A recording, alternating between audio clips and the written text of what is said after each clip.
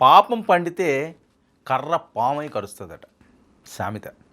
పాకిస్తాన్ వాళ్ళు వక్ర బుద్ధి, వాళ్ళ ఆలోచన సరళి, ఎంతసేపు పరాయి దేశాల మీద పడి ఏడమే, రక్తదాహం తీర్చుకోవడమే, ఇదే అలవాటుగా మార్చుకున్న నేపథ్యం. దాని ఫలితం మనం చూసాం ఆపరేషన్ సింధూర్లో. అయినా బుద్ధి రాలేదు. గతంలో చూపించాం, అయినా బుద్ధి రాలేదు. సో బుద్ధి రావాలి అంటే ఏదో రూపంలో ఏదో రకంగా ఎక్కడో దగ్గర దెబ్బ పడాలి.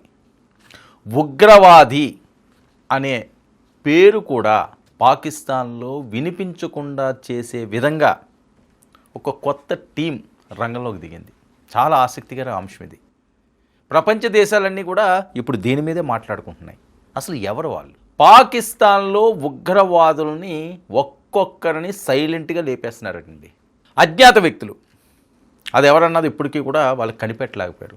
దీంతో పాక్ ప్రభుత్వంలో వణుకు పుడుతుంది. ఎవర్రా బాబు వీళ్ళు ఎక్కడి నుంచి వచ్చారు, ఏం చేస్తున్నారని. గతంలో ఏదో బిస్టోయ్ గ్యాంగ్ వచ్చింది, బిస్టోయ్ గ్యాంగ్ అటాకులు చేస్తున్నది, బిస్టోయ్ గ్యాంగ్ లేపేస్తున్నది. కానీ దానికంటే పవర్ఫుల్ గ్యాంగ్ ఇప్పుడు పాకిస్తాన్లోనే తిష్ట వేసింది. అది ఏ రూపంలో వస్తున్నదో, ఏ రకంగా అటాకులు చేస్తున్నదో ఎవ్వరికీ తెలియని పరిస్థితి. గుట్టు చప్పుడు కాకుండా సఫా చేసేస్తున్నారు. ఇక అసలు పాక్లో ఏం జరుగుతుంది?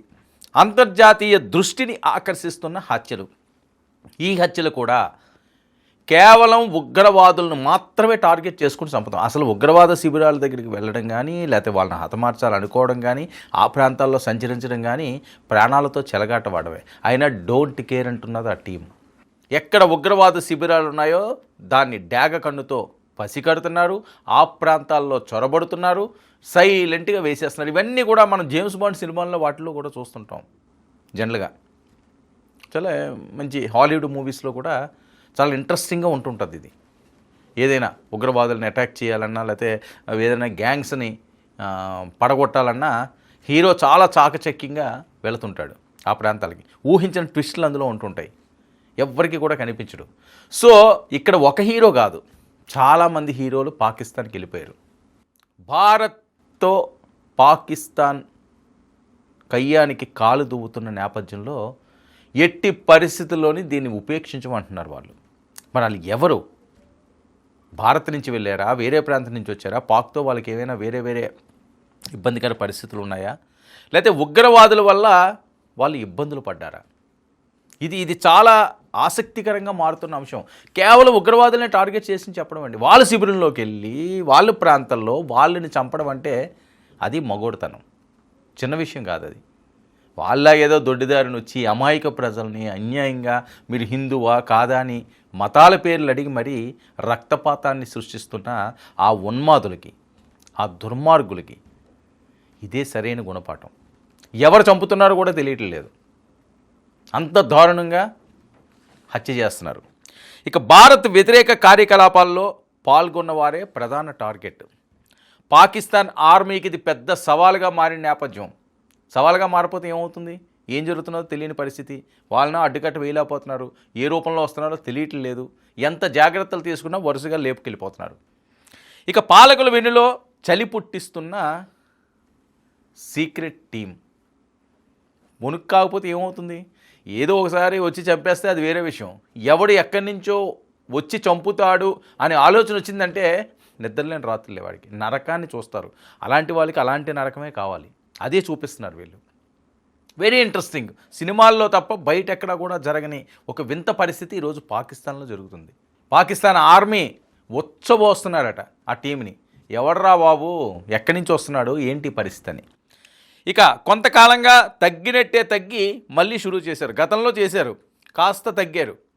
మళ్ళీ మన పెహల్గామ దాడుల దగ్గర నుంచి మళ్ళీ మొదలుపెట్టారు. వీళ్ళకి బుద్ధి రాలేదు, వీళ్ళకి బుద్ధి రాదు, ఈ బుద్ధి రావాలి అంటే భూమిలో కలిపేయడమే, ఇంక వేరేదేం లేదు అని ఫిక్స్ అయిపోయినట్టున్నారు. స్టార్ట్ చేశారు, కోత మొదలుపెట్టారు. ఆ కోత ఎలా ఉంటుందంటే ఆ లెవెలే వేరు. ఇక పెషావర్, సింధు ప్రాంతాల్లో వరుస హత్యలు, ఉగ్రవాదుల వరుస హత్యలు. 2 నెలల్లో వరుస ఘటనలు. 2 నెలల వ్యవధిలో ఎంతమంది పోయారో పాకిస్తాన్ అయితే పైకి చెప్పట్లేదు, కానీ చాలామందిని లేపేశారట. ఇక ఐఎస్ఐ కీలక వ్యక్తి షాహిద్ కాల్చివేత, ఐఎస్ఐలో కీలక వ్యక్తి షాహిద్ లాంటి వాడినే లేపారు అంటే మరి పవర్ ఏంటో వేరే చెప్పాల్సిన అవసరం లేదు. వాళ్ళ ప్రాంతంలో వేరే ప్రాంతం నుంచి వచ్చి వాళ్ళు శిబిరంలోకి దూరి షాహిద్ లాంటి వ్యక్తిని హతం చేశారు అంటే మరి వెన్నులో వణుకు పుట్టక ఏం పుడుతుంది? పోసుకుంటున్నారు. అందుకనే ఇక పెషావర్లో బైక్పై వచ్చి అటాక్ చేసి పరారు. బైక్పై వచ్చి లేపుతున్నారు, ఇంట్లోకి వెళ్ళి లేపుతున్నారు, ఎక్కడైనా శిబిరాల్లో ఉంటూ లేపుతున్నారు. నేను ముందే చెప్పాను కదా, ఎక్కడ నుంచి ఎవరు ఎలా వస్తున్నారో తెలియట్లేదు, పసిగట్టలేకపోతున్నారు. సేమ్ సినిమా అండి. సినిమాల్లో మనం చూసి చాలా ఇంట్రెస్టింగ్గా అబ్బా భలే చేశారు, రాది చేశారు, రీలు ఎలా ఎలా వెళ్ళారా, ఏంట్రా సీన్లు, డైరెక్టర్ ఎలా తీసేసాడరా, పొడి చేసాడరా, అసలు హీరో కొల్ల పొడి చేసాడరా, ఇలాంటివన్నీ కూడా కామెంట్లు చేసుకుంటుంటాం. కానీ ఇది రియల్, అది రీల్. అదే సీను, అదే స్క్రిప్టు, అదే యాక్షన్ ప్లాను, ఒక్కొక్కడు లేచిపోతున్నారు. ఇక మరో ఐఎస్ఐ సంబంధికుడు అబ్దుల్ అజీజ్ రిసాద్ను దారుణంగా హత్య చేసిన అజ్ఞాత వ్యక్తులు. లష్కరే తోయిబాకు సన్నిహితుడైన షాకత్. ఈయన పరిస్థితి ఏంటి? లష్కరే తోయిబా చేసే అఘాయిత్యాలన్నీ ఎన్ని అండి?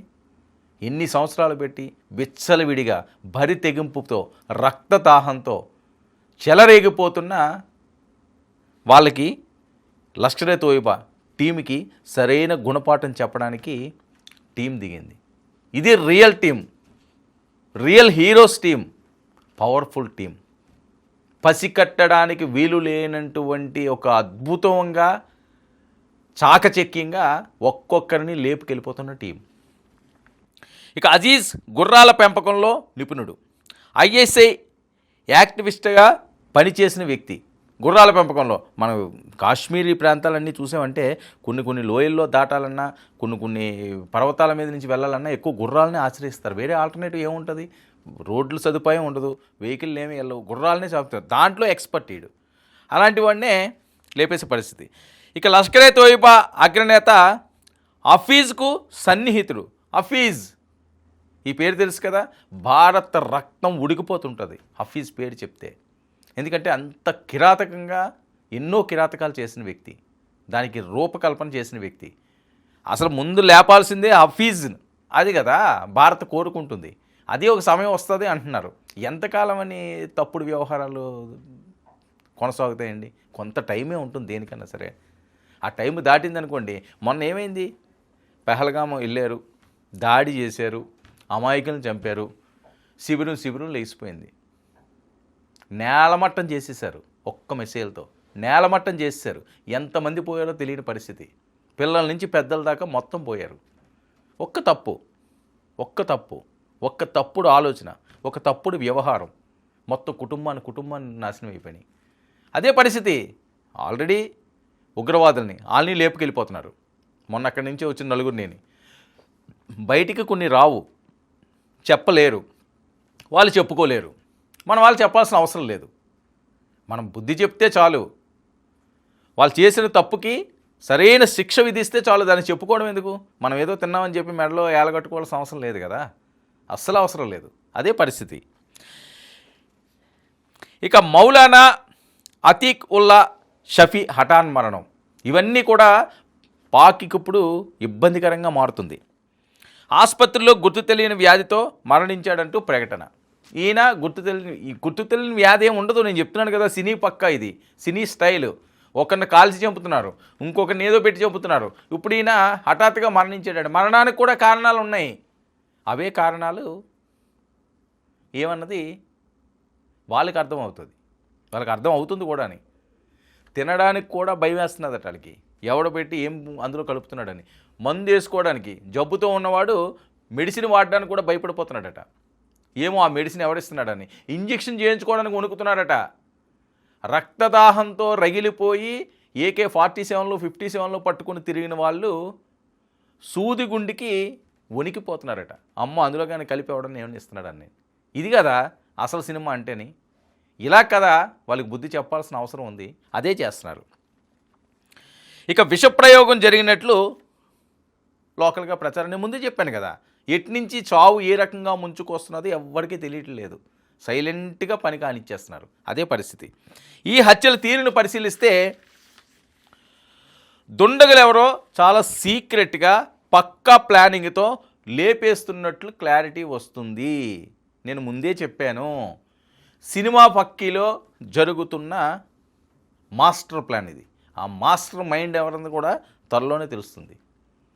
కానీ ఉగ్రవాదులు మాత్రం వాళ్ళ రూపురేఖలు పూర్తిగా మారిపోయే పరిస్థితి, రూపు మాపేసే దుస్థితి. ఆ విధంగానే వెళ్తున్నారు. విషం పెడుతున్నారో తెలియట్లేదు, కాలుస్తున్నారో తెలియట్లేదు, స్కూటర్ మీద వస్తారో తెలియదు, నడుచుకుంటూ వస్తాడో తెలియదు, బండెక్కి వస్తావా బస్సు ఎక్కి వస్తావా అని పాటుంటా చూసారు. ఆ టైప్లో ఉన్నది. విజిల్ వేసుకుని వెళ్ళి చంపుకుంటూ వస్తున్నారు. ఎవడో పట్టుకోలేకపోతున్నాడు. ఆర్మీ కూడా ఏమీ చెయ్యలేక నిస్సహాయ స్థితిలో ఉంది, చేతులు జోడిస్తుంది. ఎందుకురా బాబు భారత్తో పెట్టుకున్నారు? ఆ మున్నీరుని అయితే తిట్టనోడు ఎవడో లేడట. ఆ రకంగా ఉంటుంది అది వస్తున్న ప్రచారాల నేపథ్యం. ఆ దుర్మార్గుడు అతను తీసుకున్న నిర్ణయాలు, అతను పేలిన పేలాపన, ఆ నోటి దోల ఈరోజు పాకిస్తాన్కి ముప్పుగా మారింది. పాకిస్తాన్ ప్రజలే అతను తిరిగి కొడుతున్నారు కదా, పాకిస్తాన్ ప్రజలే రివర్స్లో మాట్లాడుతున్నారు కదా, వాళ్ళే తరిమి కొట్టడానికి చూస్తున్నారు కదా. ఇంకంతకంటే ఇంకేం కావాలి ఒక మనిషికి? మన కుటుంబంలో మన్నే చెయ్యి అంటే ఇంకంతకంటే చెండాలం మరొకటి ఉంటుంది. ఆ బతుకు బతకాలా సావాలా? ఆలోచించండి. ఎవరైనా సరే, ఏ కుటుంబంలోనా, మన కుటుంబ వ్యక్తులు, మన బ్లడ్ రిలేషన్లు, మనతో పాటుగా ట్రావెల్ చేసేవాళ్ళు మన చెయ్యి అంటే వాడు వేస్ట్ ఫీల్ అవ్వగాడు, ఆడు అనవసరమైన ఎదవా అని అన్నాడు అనుకోండి, పరిస్థితి ఏంటి? జనరల్గా మనం మాట్లాడుకునే మాటలు ఇవి, వాడుక భాషలోనే. ఆడే పోరం పోకేదవా, చిచి ఆడితో ఆడు మాట్లాడకండ్రా, ఆ నిలేసి అంటారా అంటే ఇంకా బతుకెందుకు? ఎవరి కోసం బతకాలి? పాకిస్తాన్లో మున్నీరు పరిస్థితి ఆ రకంగానే ఉంది. ఎందుకంటే తను చేసిన పనులు అలాంటివి. ఇక వీరు ఎవరు, ఎక్కడి నుంచి ఎలా దాడి చేస్తున్నారు? ఈ ప్రశ్నకు దొరకని సమాధానం. అప్పుడే కదా కిక్ ఉంటుంది.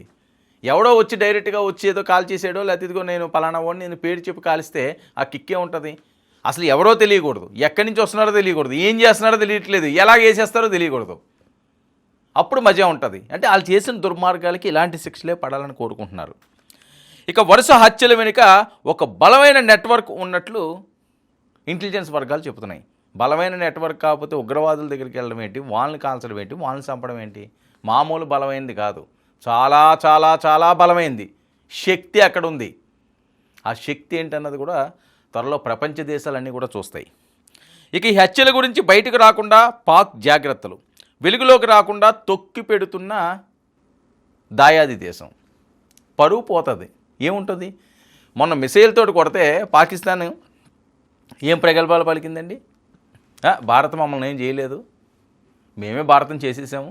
ఎక్కడ? అమెరికా వెళ్ళి ట్రంప్ తోటి కూర్చుని, ఆయన ఒక ప్రపంచ మేధావి, ఆయన వెర్షన్ ఆయింది. వ్యాపారస్తులు వ్యాపారం చేయాలి కదా, వ్యాపారం కోసం ఏదైనా చేస్తారు. సో ఆ రకంగా దాన్ని వీళ్ళేదో గొప్ప అనుకుని ఇష్టం వచ్చినట్లుగా మునీర్ మాట్లాడడం, దాని పర్యవసానమే ఈ నెట్వర్క్. ఇక బలూచిస్తాన్ వేర్పాటువాదుల పనేనా, లేక పాక్ వ్యతిరేక తెహ్రికా తాలిబాన్ల, లేదా భారత్ నుంచి వెళ్ళిన గూఢచారి వ్యవస్థ? ఇది కదా 3 ప్రాంతాల నుంచి. ఒకటి తాలిబాన్లా, మరొకటి బలూచిస్తానా. అక్కడ పక్కలో బలిన్లో వాళ్ళు ఉన్నారు, వాళ్ళే చీపో అంటున్నారు, వాళ్ళే వేసేస్తామంటున్నారు. భారత్ ఇలాగా సైగ చేస్తే చాలు, భారత్ ఇలా ఇలా ఇలా అంటే చాలు, లేపేస్తాం, మీరు రానవసరం లేదు, మేము చూసుకుంటాం అంటున్నారు. వీళ్ళేమో భారత్తో ఫైట్ చేస్తామంటారు. సో సోషల్ మీడియా ద్వారా సమాచారం లీక్, సొంత నెట్వర్క్లతో గుట్టు బయట పెడుతున్న అంతర్జాతీయ మీడియా.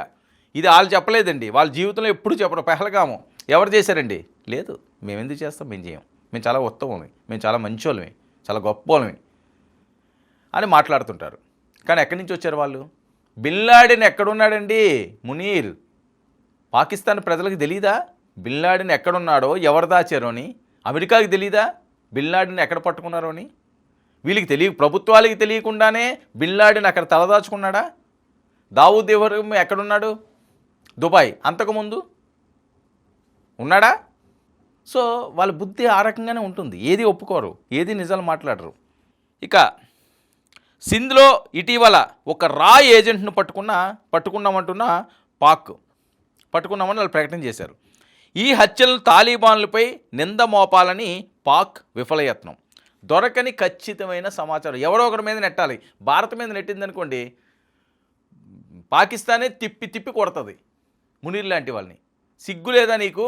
ఆల్రెడీ పెహల్గాం దానికి అనుభవించాము, మాకు తిండి లేకుండా పోయింది. ఒక అరటిపండు కొనుక్కోవాలంటే 200-300, ఒక రొట్టె ముక్క కొనుక్కోవాలంటే 400-500. ఆ స్థితికి దేశాన్ని తీసుకొచ్చావు, ఇంకా భారత్ మీద పడి ఏడుస్తావేంటి అని చెప్పి వాళ్ళే బాత్తారని ఇప్పుడు ఏం చేస్తున్నాడు? తాలిబాన్లు, బలూచిస్తాన్లు ఇటుపక్క తిప్పుతుంటాడు ఈ డైరెక్షను. పాక్లో రాజకీయ భద్రతల ప్రభావం చూపుతున్న హత్యలు. రాజకీయ నాయకులకు కూడా వణుకు పుడుతుంది. ఎందుకంటే వీళ్ళే కదా వాళ్ళకి సహాయం చేసేదంతా కూడాని. ఇదేంట్రా బాబు ఆ ముసుగులో మనల్ని వేసేస్తారా అని. ఇక ఐఎస్ఐ ఉగ్రవాద సంస్థలతో సంబంధం ఉన్నవారే దుండగుల టార్గెట్.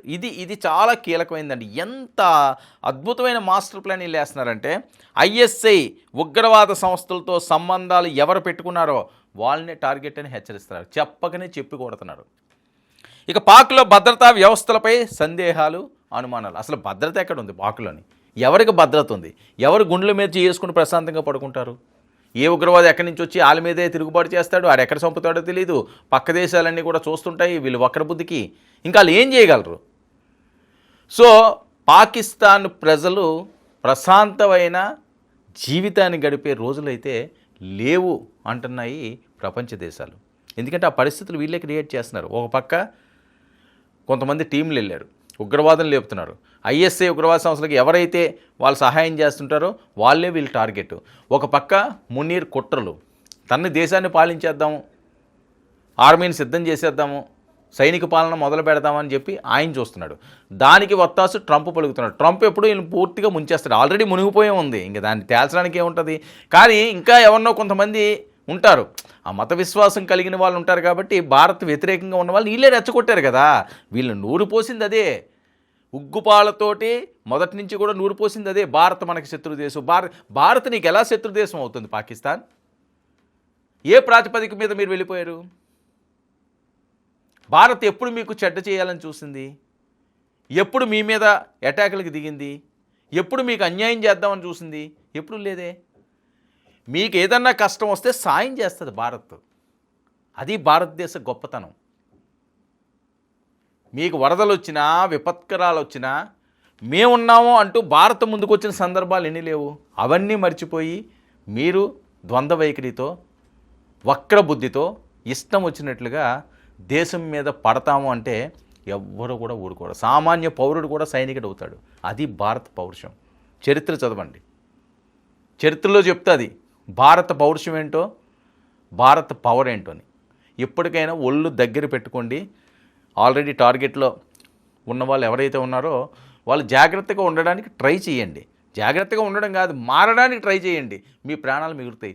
మేము మారము, ఈ రకంగానే రక్తదాహంతో చెలరేగిపోతామంటే భూస్థాపితం కాక తప్పదు. తస్మాత్ జాగ్రత్త.